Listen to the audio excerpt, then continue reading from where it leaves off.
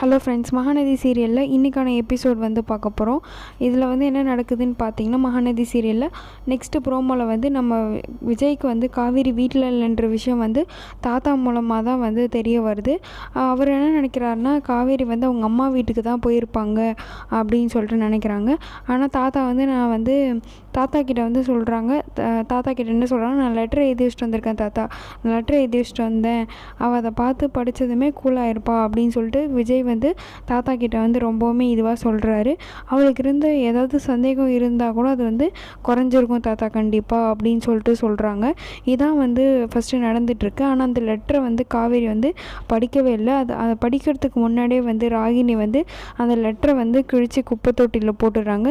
ஏன்னு பார்த்திங்கன்னா, காவேரி வந்து ரொம்ப கஷ்டத்துலனால ஸ்லீப்பிங் பில்ஸ் போட்டு அவங்க டெய்லியுமே அசந்து தூங்கிடுற நேரத்தில் இந்த விஜய் வந்து லெட்டர் எழுதி வச்சது ராகினி பார்த்து கிழித்து போட்டுடுறாங்க. விஜயும் காவேரியும் ஒன்று சேரக்கூடாது அப்படின்னு. நீங்கள் விஜயும் காவேரியும் ஒன்று சேரணும்னு நினச்சிங்கன்னா இந்த வீடியோக்கு ஜஸ்ட் ஒரு லைக் பண்ணிக்கோங்க. அண்ட் இந்த மாதிரி ப்ரோமோஸ் தெரிஞ்சுக்க நம்ம சேனலை சப்ஸ்கிரைப் பண்ணிக்கோங்க. குழப்பமே இருக்காது அப்படின்லாம் வந்து விஜய் வந்து சொல்கிறாரு. அப்படி சொன்னதுக்கப்புறம் தாத்தா வந்து முட்டாள் மாதிரி பேசாதடா அப்படின்னு சொல்லிட்டு அவரை திட்டுறாரு விஜயை.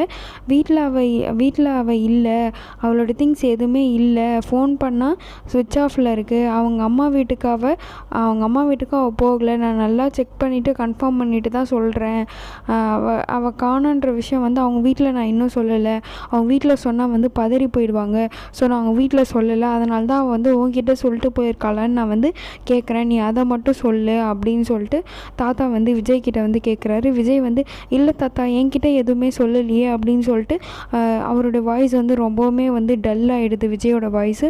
உடனே தாத்தா வந்து என்ன சொல்கிறாருன்னா, நீ கவலைப்படாதப்பா, அதெல்லாம் அவளை தேடி கண்டுபிடிச்சிடலாம், நீ கவலைப்படாத விஜய் அப்படின்னு சொல்லிட்டு சொல்கிறாரு. உடனே விஜய் வந்து என்ன நினைக்கிறாருன்னா, ஃபஸ்ட்டு வெண்ணிலா வந்து ஹாஸ்பிட்டலில் கூட்டு போய் விட்டுட்டு வேலையாக வந்து என்ன பண்ணுறாருன்னா கொடைக்கானலுக்கு வந்து போகிறாரு. ஏன்னா வந்து ஏற்கனவே அவங்க போன அப்படியே வந்து கொடைக்கானலுக்கு தான் வந்து போயிருப்பாங்க. ஸோ அந்த கொடைக்கானலுக்கு போயிட்டு அவங்க ஃப்ரெண்டு இருக்க இடத்துக்கு போயிட்டு கேட்குறாங்க. கரெக்டான இடத்துக்கு வந்து போயிடுறாங்க. அங்கே வந்து காவேரியும் பார்த்துடுறாங்க. காவேரியை பார்த்ததுக்கப்புறமே வந்து என்ன கேட்குறாங்க, ஏன் காவேரி இங்கே வந்த அப்படின்னு சொல்லிட்டு கேட்குறாங்க. அது காவேரி வந்து இது ஏன் இஷ்டங்க, நீங்கள் இப்போ எதுக்கு இங்கே வந்திருக்கீங்க அப்படின்னு சொல்லிட்டு கேட்குறாங்க. என்ன காவேரி, யாருக்கிட்டேயும் சொல்லாமல் எதுக்கு இங்கே வந்த, நான் இங்கே இருக்க விஷயம் வந்து யாருக்குமே தெரியக்கூடாது அப்படின்னு சொல்லிட்டு காவேரி வந்து சொல்கிறாங்க. நீங்கள் ஆசைப்பட்ட வாழ்க்கையே வாழுங்க வெண்ணிலா கூட அப்படின்னு சொல்லிட்டு சொல்கிறாங்க. விஜய் வந்து எதுவுமே பேச முடியாமல் இருக்கார். உடனே காவேரி வந்து என்ன சொல்கிறாங்கன்னா, எனக்கு கான்ட்ராக்ட் வந்து முடியட்டும், அது முடிஞ்சோடனே பேப்பரில் சைனை போட்டு நான் வந்துகிட்டே இருப்பேன், வந்து நான் இங்கே இருப்பேன் அப்படின்னு சொல்லிட்டு ரொம்பவே கஷ்டத்தோடு வந்து காவேரி வந்து சொல்கிறாங்க. அப்போ விஜய் வந்து எதுவுமே சொல்லலை. அதுக்கடுத்து என்ன நடக்குதுன்னு பார்த்தீங்கன்னா, அங்கே வந்து பார்த்திங்கன்னா அடுத்த இது ப்ரோமோவில் வந்து பார்த்திங்கன்னா இவர் அன்பு வந்து விஜய் வீட்டுக்கு வந்து வராரு. விஜய் வீட்டுக்கு வந்ததுக்கப்புறமா வந்து பார்த்திங்கன்னா விஜய் வீட்டில் வந்து தாத்தா கிட்டே போய் பேசுகிறாரு. அன்பு வந்து தாத்தா கிட்டே என்ன சொல்கிறான்னா, என்னப்பா இந்த மாதிரி வந்து என்னம்மாவா இந்த மாதிரி வந்து வெண்ணிலாவை வந்து இங்கே வந்திருக்கலாமே, அப்படியா அப்படின்னு சொல்லிட்டு கேட்குறாரு. எதுவுமே தெரியாத மாதிரி நடிக்காதப்பா அப்படின்னு சொல்லிட்டு தாத்தாவும் வந்து ஒரு மாதிரியாகவே பேசிடுறாரு. அப்படி சொன்னதுக்கப்புறம் என்ன இந்த விஜய் பையன் இப்படிலாம் பண்ணுறான் அப்படின்னு சொன்னதுக்கு தாத்தா வந்து எல்லாமே தெரிஞ்சிடுச்சு விஜய்க்கு, நீ தான் வந்து வெண்ணிலாவோட குடும்பத்தையும் இந்த ஊரை விட்டு அனுப்பியிருக்க, அதுவுமே வந்து அதனால தான் அவங்க ஆக்சிடெண்ட் ஆகி இறந்து போயிருக்காங்க, வெண்ணிலாவுக்கு மெமரி லாஸும் ஆயிருக்கு, எல்லாத்துக்குமே காரணம் நீ தான், ஸோ விஜய் வரத்துக்குள்ளே தயவு செஞ்சு போயிடுப்பா, ஏன் போய் இப்படிலாம் பண்ணுறேன் அப்படின்னு சொல்லிட்டு தாத்தாவுமே வந்து அன்பு கிட்ட சொல்கிறாங்க. நான் என்ன மாமா பண்ணேன், அவள் வெண்ணிலாவோட கேரக்டர் சரியில்லைன்னு சொல்லிட்டு எல்லாருமே சொன்னாங்க, இந்த பொண்ணு அப்படி அந்த பொண்ணு அப்படின்னு சொல்லிட்டு, அதனால தான் அந்த பொண்ணை வந்து அவள் வந்து நம்ம விஜய் வந்து ஏமாற்றி கல்யாணம் பண்ணிக்கலான்னு பார்த்தா, ஸோ அதை தடுக்கிறதுக்காக தான் நான் வந்து அவங்கள ஊரை விட்டு போக சொன்னேன், காலி பண்ண சொன்னேன், ஆனால் அவங்க வந்து நல்லா வளைச்சி போட்டு ஏமாத்திடலான்னு பார்த்தாங்க, அதனால தான் நான் உங்களை காலி பண்ண சொன்னேன் அப்படின்னு சொல்லிட்டு சொல்கிறாங்க. அதுக்கு தாத்தா வந்து சொல்கிறாரு, ஏன்பா இப்படிலாம் சொல்கிற, வெண்ணிலா எவ்வளோ ஒரு தங்கமான பொண்ணு தெரியுமா, இந்த ஊரில் இருக்க எல்லாருமே சொல்லுவாங்க வெண்ணிலா எவ்வளோ தங்கமான பொண்ணுன்னு, நீ இந்த மாதிரிலாம் வீண் பையெல்லாம் போடாத வெண்ணிலா மேலே அப்படின்னு சொல்லிட்டு சொல்லிகிட்டே இருக்கும்போது அந்த இடத்துல காவேரியும் இருக்காங்க.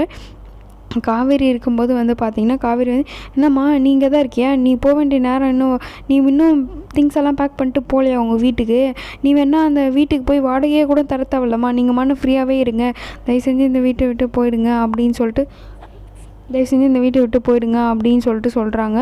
ஆனால் வந்து காவேரி வந்து போகாமல் அவங்க வந்து கோவப்படுறாங்க. அன்பு வந்து இப்படிலாம் பேசுறது, ஃபஸ்ட்டு நீங்கள் வீட்டை விட்டு வெளியே போங்க, விஜய் வந்து மட்டும் வந்தார்னா உங்களை அவ்வளோதான், நீங்கள் உங்களை என்ன பண்ணுவார்னே தெரில, அவர் அந்தளவுக்கு உங்கள் மேலே கோவத்தில் இருக்கார், என்னம்மா இந்த மாதிரி 2 பேரையும் வந்து வீட்டில் வச்சுட்டு அவன் இப்படிலாம் இருக்கான், என் புருஷனை பற்றி இப்படிலாம் தப்பாக பேசாதீங்க அப்படின்னு சொல்லிகிட்டே இருக்கும்போது விஜய் வந்து என்ட்ரி கொடுக்குறாரு. விஜய் வந்து வந்ததுக்கப்புறம் என்ன காவேரி என்ன சொல்கிறான் இந்த ஆள் அப்படின்னு சொல்லிட்டு ரொம்பவுமே வந்து கோவமாக பேசுகிறாரு.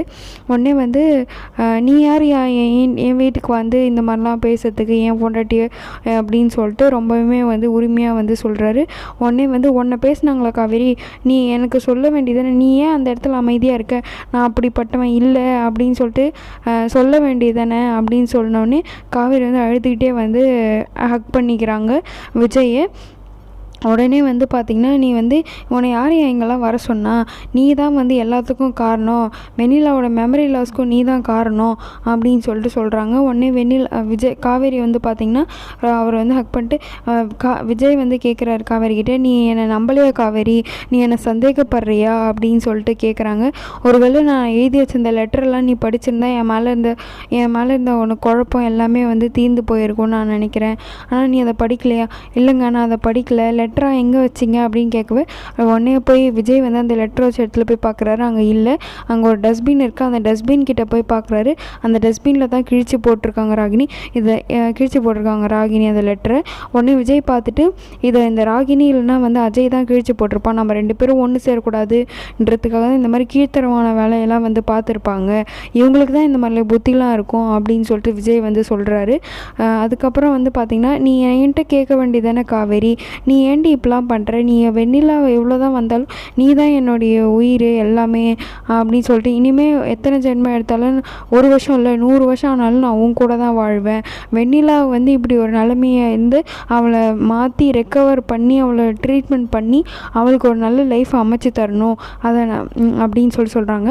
அங்கே சபையில் வந்து என்ன சொல்கிறாருன்னா, வெண்ணிலா என் ஒய்ஃப் கிட்ட கேட்டுட்டு காவேரி கிட்ட கேட்டுட்டு தான் நான் எதுவாக இருந்தாலும் வெண்ணிலாவுக்கு செய்வேன், நீங்கள் தப்பாக பேசுகிறத முதல்ல நிறுத்துங்க அப்படின்னு சொல்லிட்டு அன்புவை பார்த்து இதுவாக கோவமாக வந்து பேசுகிறாரு விஜய். உடனே வந்து காவேரி கிட்ட வந்து இந்த மாதிரி நீ இனிமேல் வந்து எதுனாலும் என்கிட்ட டைரெக்டாக கேளு, இந்த மாதிரி வந்து இந்த ராகினி பேச்செல்லாம் கேட்டுட்டு நீ வந்து என்னை சந்தேகம்லாம் படாத காவேரி அப்படின்னு சொல்லிட்டு விஜய் வந்து சொல்கிறாரு. உடனே வந்து காவேரியும் ரொம்பவே கொஞ்சம் மனசுக்குள்ளே இப்போ தான் வந்து கொஞ்சம் நிம்மதியாக இருக்குது. உடனே வந்து விஜய் போனதுக்கப்புறம் ராகினி வந்து வராங்க.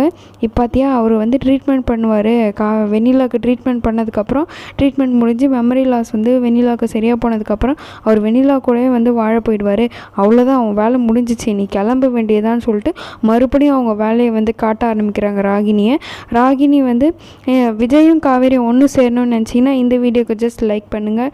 தேங்க்ஸ் ஃபார் வாட்சிங்.